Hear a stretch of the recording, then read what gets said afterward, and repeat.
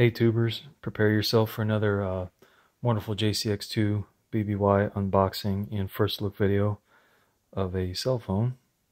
The things I like to do. This is a weird one, even to me. I've done a lot of these, but this one captured my interest for the cost and some of the specs. I got it on Amazon. This is the Oukitel C11S. When it came out about a year ago, I guess. It was right around, I don't know, 120 something dollars, something like that, 130, 140, wherever you bought it from.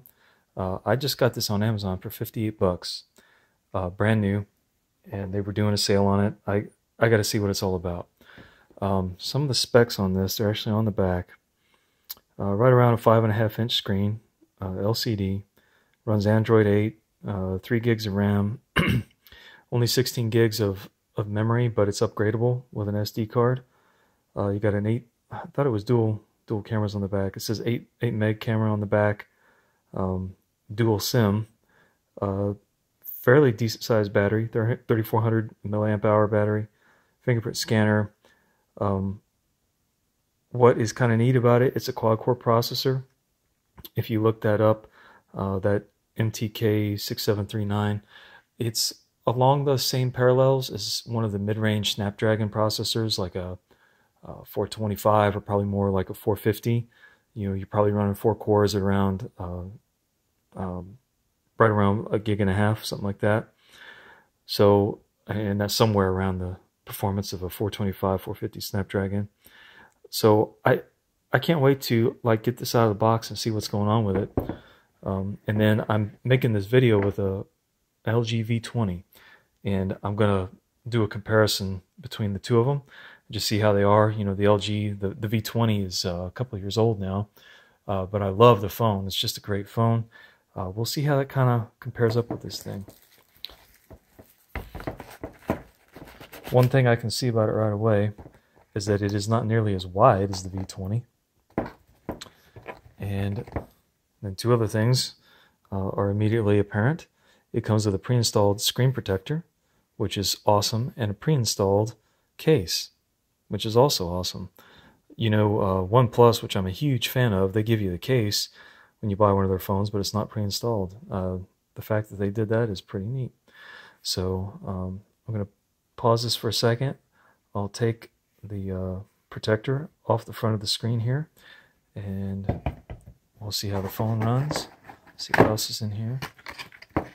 Just basics, just a charger and a USB cable. And you know what? I think, yeah, it's not USB-C. It's micro USB, which is kind of a bummer. However, you see right there's a headphone jack, which is kind of a yay. Well, not kind of, it's definitely a yay. That's pretty cool. This is blue, and it kind of looks like rose gold there on the side, doesn't it? Kind of a neat looking phone. Got 2 speakers there at the bottom, and that looks like they're all there is there. Got our buttons here on the side, and really nothing on this side. Probably a SIM tray. But let me pause this for a second. I'll take off this protector, and I'll fire it up and just see what we got. Okay, so here it is. I've got the protective cover off the front, but the screen protector, if I get it in the right light, you can see the film that's on there. Man, I love that. I love it when companies do that. I wish they all did. That's on there, and then I went ahead and took that case off the back, and then the actual back of the phone here is and I don't know, some sort of textured plastic, or I think the buzzword now is polycarbonate. And then there's kind of a rose gold frame to it, and it is dual cameras on the back. I thought it was. I'll have to look more into that and see what's going on with it. Of course, fingerprint sensor. And just doing a quick comparison here against the V20 when I was taking the screen protector off. This phone here is probably at least 1/4 inch, maybe even 3/8 of an inch less wide, and it's a good 1/2 inch shorter. So even though it has roughly the same usable, viewable part of the screen, if you will, is a little less wide, I guess it's because the bezels on here are a little smaller. Let me see if it's got enough juice to turn it on. And I don't have my SIM card in it yet, but okay, I may have to charge this up a little bit. Hold on. Okay, so it's the next day, even though you can't tell it, or maybe you can, and I'm sitting in the car here as I just dropped my daughter off for daycare, and I figure I'll go ahead and finish this little unboxing here and first look. I looked at this phone last night, and I discovered something kind of serendipitous. I didn't know this when I bought it, because I don't believe it was in the details on Amazon, but it has a removable back, and you can see right here in the corner, there's a notch right there. You just get your fingers in there, and it comes right, the back comes right off. And then when you get the back off, or when I got it off, then I discovered why the phone wasn't turning on, is because the battery had a and I didn't take it off yet, it has a protective plastic piece across the contacts, probably to keep it from discharging, you know, in transit. So take that off, and there you can see the protective plastic piece. So now I shall take that off, and we'll fire this baby up and see how it does. Okay, I've got the contacts uncovered here, and then with the cover off, you can see a little bit more about the phone. It says it has 3D sound here, and it looks like we got 2 bottom firing speakers, fingerprint sensor. Here you can see this phone is, you know, one of the Android ones that will do dual SIMs, which is really cool. Or you can do looks like 1 SIM and 1 micro SD card, which I'll do the micro SD since this only has 16 gigs of internal storage. And then here you can see the dual cameras, the flash, all that other stuff. And much like the V20, you know, you've got these little bitty Phillips head screws in here. Looks like you could probably do some repairs on this phone on your own if you needed to, which is really good, because on the V20, for example, I had a headphone jack that was broken. I bought a new one for $10 from a really awesome website called FixEZ, and I had that headphone jack installed in my V20 in less than 24 hours after I ordered it, which was crazy. I don't even know how they got it to me that fast, but they did. Anyway, so I got that. I'm going to snap the cover back on, and we'll fire it up. Okay, power button. Boom. Here we go. Okay, and then out of the box, this is running Android Oreo. And this is I think I mentioned earlier, it's an LCD. And what I'm hoping is that this phone here performs at least as well as my V20, even though the V20 is you know, more stacked with internals. It's older. I just want this one to run at least that well because it's a little smaller, just a little easier to hold. Definitely easier to hold. All right, from here it's going to be the normal Android setup. So I'm going to run through this and then get some stuff downloaded and try it out. All right, I'm back at home now. I've been playing with this phone off and on all day. I've got it set up. I've got a few apps on here now. I've noticed a few quirks about it they're just quirks, nothing good or bad really. So it overall is fairly smooth as far as the performance of it. What I've seen so far, you can see here as it's downloading content, it's just a shade slow. I've got it working on my home Wi-Fi network now, and it saw both my 2.4 and 5 gigahertz Wi-Fi networks, which is cool. I've taken a few pictures with it. This little bitty cheapo phone takes decent pictures, and it also has a, like a, what do they call it, the bokeh effect, the blurring effect, which really surprised me. And it doesn't work all that great, but it's there. I mean, they're trying. I'll show you a couple of examples here. In fact, we'll just look at the pictures I took. This is my house. Just normal inside lighting without the flash. There's one with the flash. You know, really not much difference, but you can see on these photos, well, if I can zoom in there, they're pretty noisy, I guess. I took a couple outside earlier, and they were a little better, but again, this is a $58 phone, so I'm not complaining. And here's the Bokeh Effect. I took some of my daughter while she was eating her mac and cheese, and you can adjust. There's a slider that'll let you go less effect or more. This is right around 50%, I think, and it kind of caught just that part of her face there. And then this one, this was like 70%-ish, and that's what it set itself to.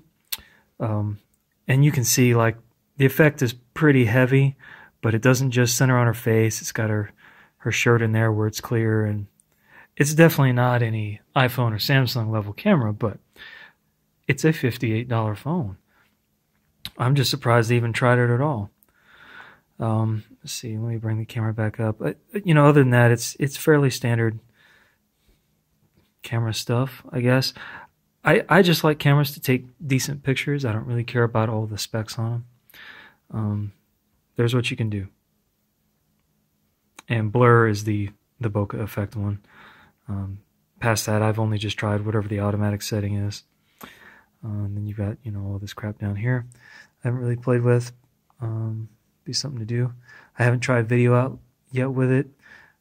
What I did do was download a few apps, and then I tried basically switching between the apps to see how it handled that. You know, definitely this phone's down on RAM. It's got, what, 3 gigs? I want to see how it was managing the memory, if it was doing well with it. You know, you hit the multitask button there, and then you can slide through these things, and they scroll pretty good. You can go back to you know, YouTube. What I noticed, especially with coming to YouTube, it takes a while for it to download content, so it's probably blanking out. You know, if you're in the middle of watching a video, it's probably not going to save where you are with it. But that being said, it's a $58 phone. So this kind of stuff, it's very generic Android. One thing I did notice, you know, you pull down from the top. Normally on Android, when you pull down a second time, you have your shortcut icons up there. On this one, there's like none up there. You got to add them all yourself. Okay, and then I don't know exactly why they did that, but and now it's on there. So not a big deal. It's just a thing. So right now I put my SIM card in, and I have a SanDisk. I believe that's a 64 gig SD card, and you can see my you can see my SIM card there right underneath it. It really went in far, and I'm really not sure how I'm going to get it out other than carefully. But they both fit in there, and they both seem to be detected. However, with the with the SD card, it says it's unsupported. It wants to format it. Well, I've got pictures and stuff on there. I'm not sure what the deal is with that, but I guess if you're going to use it in this phone, you're going to have to format it the way it wants. And one other thing I noticed, if you hold down the power button, like you're getting ready to turn it off, this is where your shortcuts are to go to silent mode and do not disturb mode. I'm glad that they have them. I'm not sure why they're not activated with the, you know, this switch here. Oh, well, I guess it is. You hit the button all the way down, and it looks like, okay, disregard. It will actually take it from silent mode to ring mode and back and forth, it looks like. So let's see if we can get out of silent mode by just using the volume rocker, and we can. So I guess it's just 2 ways to go from silent to audible alarms. But if you want to go to do not disturb mode, you're going to have to press that power button and hold it down. The only other thing I think I would note on a, you know, like a first look video is that the fingerprint sensor is accurate, but it's a little slow. You got to hold your finger there for, let me see if I can, all right. Let me touch it right now. See, it takes just a beat. And I think I got that from, what is it, MKBHD, when he talked about the in-display fingerprint sensor on the 6T, it takes just a beat for it to recognize. That's how this one is on the back. It's accurate, it's just a little slower. 58 bucks. And there was something else I had noticed that I did not expect. Oh, in the settings, this actually has a face unlock feature on this chintzy little phone.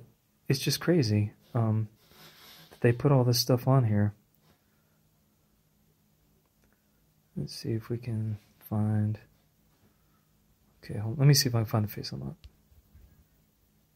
Okay, it looks like I was looking right at it. It's right here. It's his own got his own header in the settings.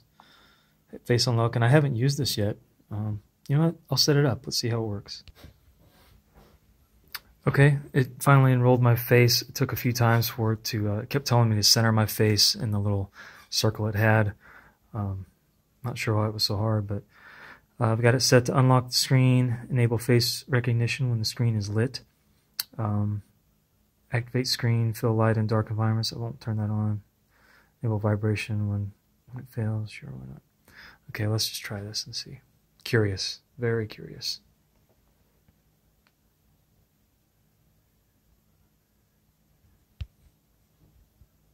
Okay, so turn off the screen here.